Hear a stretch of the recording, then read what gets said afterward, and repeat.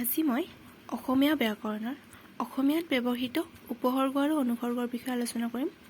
প্ৰথমে ভিডিঅ'টোত উপসৰ্গৰ বিষয়ে আলোচনা কৰোঁ। প্ৰথমে আমি জানি লওঁ উপসৰ্গ কি। উপসৰ্গ আচলতে এবিধ অব্যয়, যাক আমি ইংলিছত প্ৰিপজিশ্যন বুলি কওঁ। উপসৰ্গৰ প্ৰথম বৈশিষ্ট্যটো হ'ল উপসৰ্গই নিজে কোনো অৰ্থ প্ৰকাশ কৰিব নোৱাৰে। মানে উপসৰ্গ সদায় আন ধাতুৰ আগত বহিহে এটা শব্দ প্ৰকাশ কৰে। কিন্তু ধাতুৰ আগত বহি বিভিন্ন অৰ্থযুক্ত শব্দ প্ৰকাশ কৰিব পাৰে। সদায় উপসৰ্গ ধাতুৰ আগত বহে। বেলেগ বেলেগ উপসৰ্গ যোগ হৈ একেটা ধাতুৱে বিভিন্ন অৰ্থ প্ৰকাশ কৰে।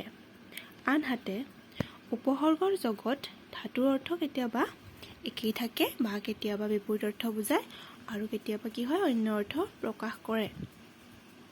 আমি মূলতঃ অসমীয়া, সংস্কৃত আৰু বেলেগ বেলেগ ভাষাৰ পৰা অনা কিছুমান উপসৰ্গ পাওঁ। প্ৰথমে আমি সংস্কৃতৰখিনি আলোচনা কৰোঁ।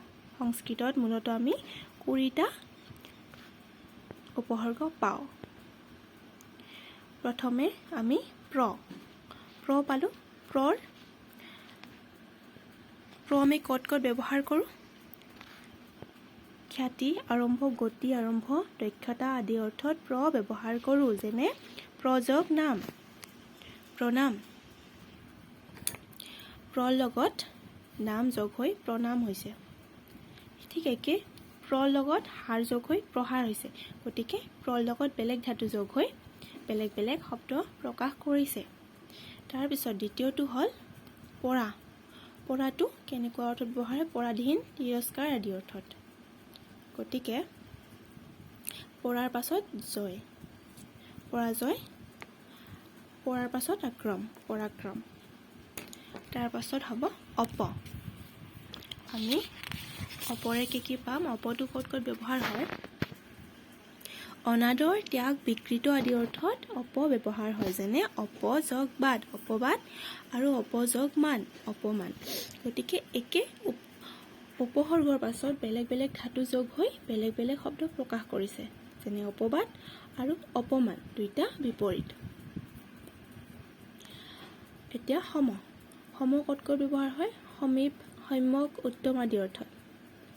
যেনে সংবাদ, সংকট, সম্পদ, সম্ভেদ আদি। অনু। তুল্য, হীন, সাদৃশ্য আদি দেখুৱাবলৈ অনু ব্যৱহাৰ কৰা হয়। অনু উপসৰ্গৰ পাছত কি যোগ কৰা যায়? অনুৰূপ, এইটো সাদৃশ্যত পৰিছে।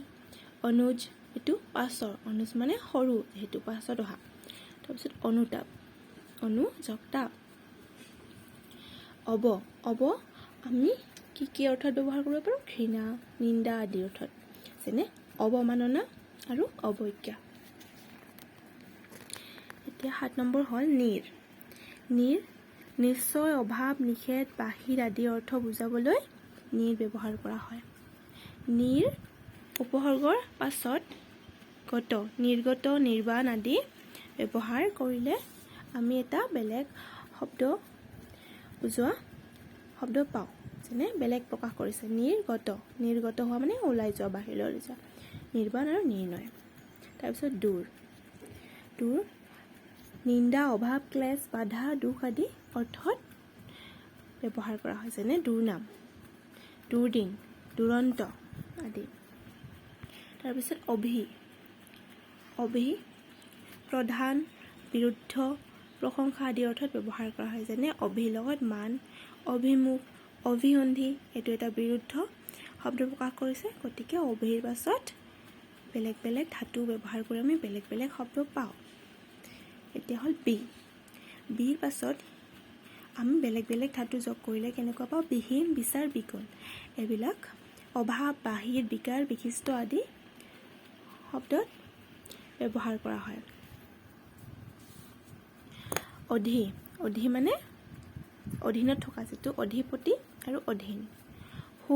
সুটো আমি সদায় সুন্দৰক প্ৰকাশ কৰিবলৈ ব্যৱহাৰ কৰোঁ। যেনে সুন্দৰ, সুশ্ৰী, সুনাম, সুকোমল, তেনেকুৱা। উৎ।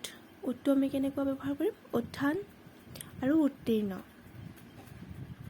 অতিৰ পাছত আমি অতিব মানে অতিৰিক্ত যিটো বুজায় অতিৰিক্ত অতি অতিব অতিশয় নিৰ পাছত আমি নিপাত নিপাত নিষেধ আদি ব্যৱহাৰ কৰোঁ প্ৰতিৰ পাছত প্ৰতিকূল প্ৰতিবাদ দুয়োটা বেলেগ বেলেগ বিপৰীত শব্দ বুজাইছে প্ৰতিকূল প্ৰতিবাদ প্ৰতিৰ পাছত কুল আৰু প্ৰতিৰ পাছত বাদ অপি আমাৰ অসমীয়া শব্দটোত অপিটো ব্যৱহৃত নহয় যদিও অপিনিহিত অপিটো আদিবোৰ বেলেগ এটা শব্দ যেনে হিন্দী আদিৰ পৰা লোৱা হয় সংস্কৃতত মূলতঃ সংস্কৃতৰ পৰা অহা কাৰণে এইটো এটা সংস্কৃত উপসৰ্গ পৰিত আমি কি পাওঁ পৰিত্যাগ আৰু পৰিচয় উপত আমি পাম উপহাৰ উপযোগ হাৰ আৰু উপকাৰ